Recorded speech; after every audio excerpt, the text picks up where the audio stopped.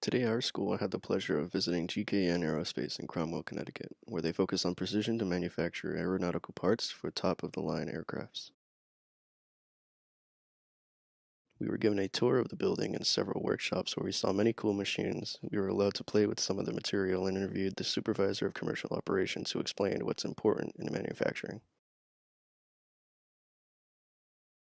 Board is PVD board.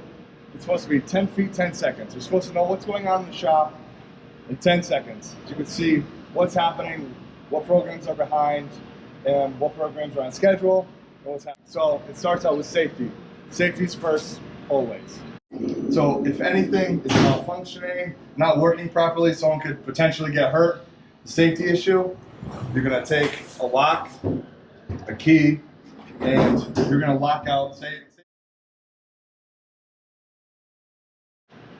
So after safety, we go to quality. So in terms of the quality of the parts, we like to talk about quality and delivery per section of for each program.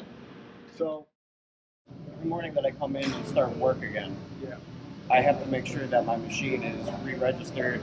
You know, it's kind of like the lasers are calibrated. I'm like calibrating the machine. Make sure that the parts are all perfect. So I have a little bit of leeway to place supplies. In my case, I have about 130 thousandths that I can play with. If it's that's not a lot. no, it really isn't.